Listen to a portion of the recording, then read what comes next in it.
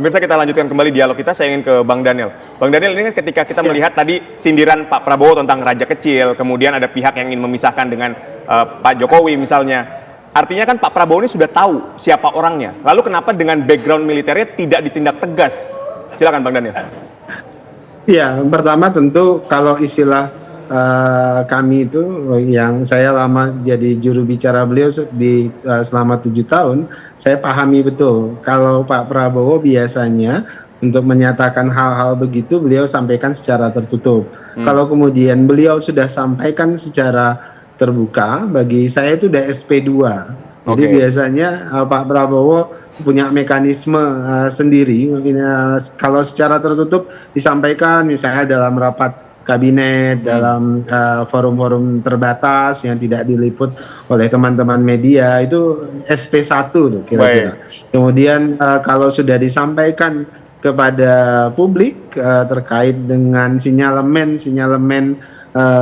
mengganggu dan disobedience, itu pasti itu bisa diterjemahkan sebagai SP2. Dan tentu kalau sudah SP3 maka Pak Prabowo akan membuat keputusan terkait siapa yang perlu bersama beliau, siapa yang tidak perlu bersama beliau. Bahkan kemarin Pak Prabowo menggunakan bahasa disingkirkan. Kenapa? Karena tentu ketika menjadi bagian dari pemerintahan Pak Prabowo, tentu semua visi dan kebijakan Presiden Prabowo itu harus dijalani, harus dipatuhi.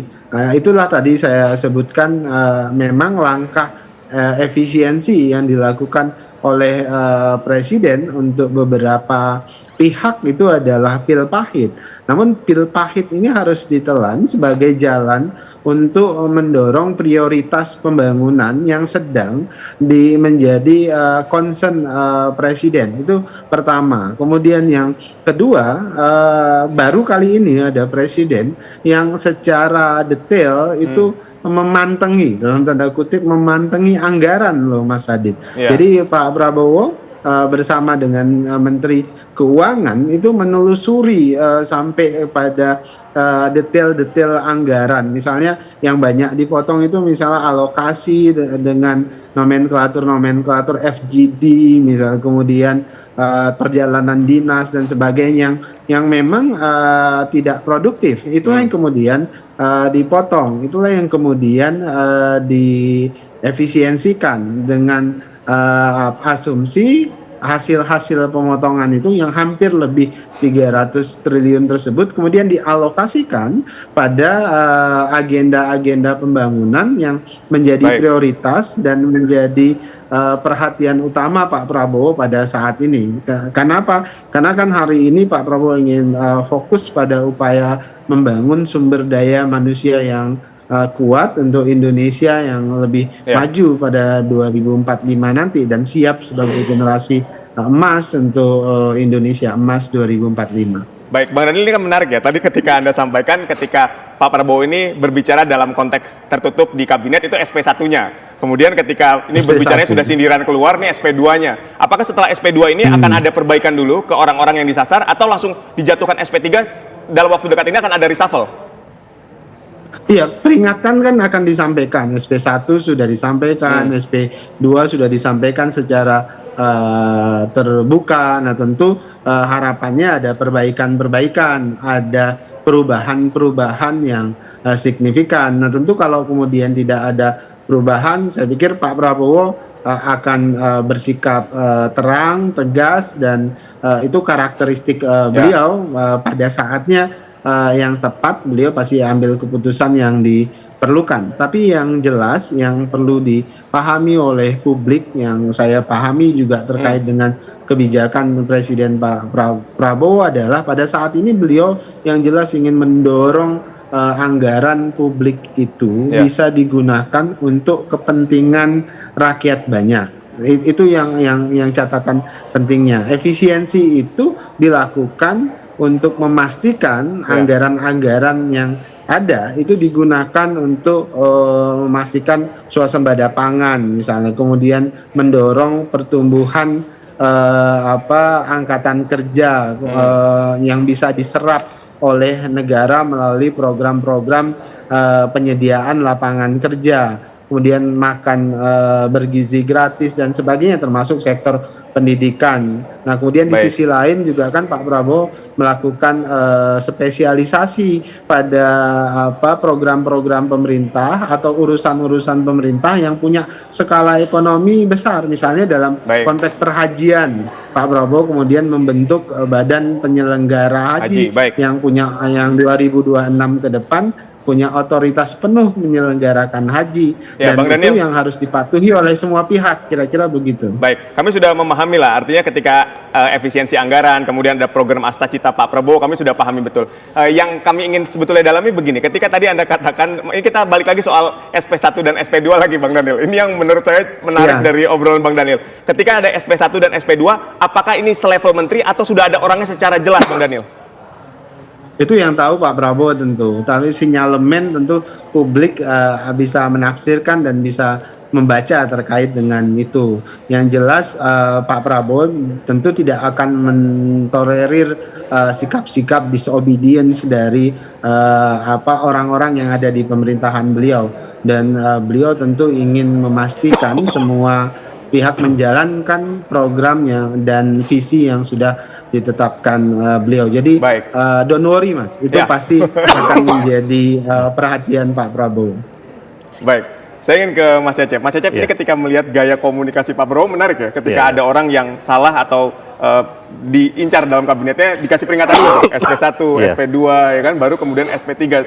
Padahal kalau bayangan kita adalah dengan background militernya ini tegas betul, ketika ada yang tidak suka langsung main sikat aja dari kabinetnya gitu. Nah, Anda melihatnya seperti apa? Itu kan metafora ya, metafora SP1, SP2, SP3 gitu. Tapi sebagai seorang presiden ya, Prabowo ini kan tentu segala ucapan, tindakan, perilaku beliau ini didasarkan pada sosialisasi politik yang pernah dilaluinya. Ya, sebagai seorang militer dia mengalami hampir 40-50 tahun. Setelah itu beliau kan hampir 20 tahun lebih menjadi politisi.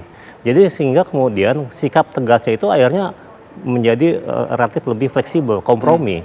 Apalagi kemudian ketika dirinya maju sebagai presiden itu dapat dukungan dari banyak kelompok politik yang sehingga dirinya harus juga berhati-hati dalam mengambil putusan. Nah, ini yang kemudian mungkin ya tetap akan tegas ya pada ujungnya, tapi kemudian bagaimana dirinya harus berkompromi sebelum mengambil putusan. Nah, ini yang saya lihat. Ya, kita lihat dalam beberapa pernyataan-pernyataan beliau sebenarnya ya, ada perubahan-perubahan masalah koruptor yang ke Antartika, sampai ke Antartika dikejar, atau kemudian ya silakan untuk balikin aja, diam-diam aja dan seterusnya. Ini kan kita lihat bagaimana ya mungkin dengan berguru pada Jokowi akhirnya dirinya lebih fleksibel dalam mengambil putusan dan harus hati-hati. Itu yang saya lihat. Apalagi ya selain tadi ya dirinya juga kan dia bilang kalau sudah jadi mantan ya jangan diguyu-guyu gitu. Ya tradisi Jawa mungkin dari ayahnya beliau juga kan ya mikul dur mendem jero ya. Kebaikan pemimpin dimajukan tapi yang lain-lain yang keburukan ya dipendem lah gitu. Meskipun ya di era demokrasi sekarang kan nggak bisa juga sebenarnya. Ya bagaimana kemudian kalau memang ada kesalahan tentu perlu diperbaiki pemimpinnya atau perlu ada quote unquote dihukum misalnya dan seterusnya. Baik. Lalu sebetulnya gini, ketika kita melihat sebetulnya apa kaitan atau korelasinya ketika Pak Prabowo dengan Pak Jokowi ini harus dipisahkan terkait dengan kebijakan efisiensi anggaran Pak Prabowo saat ini? Jadi gini, kan ketika misalnya kemarin ya kita sudah bahas juga masalah anggaran yang diefisiensi ya mungkin dalam konteks pemotongan, pemangkasan, itu kan sebenarnya Presiden Prabowo sudah mulai melihat tadi detail ya, dia melihat ada anggaran yang mungkin tidak efisien yang sehingga dibutuhkan, padahal dia butuh dana besar misalnya untuk merealisasikan berbagai kebijakan strategis.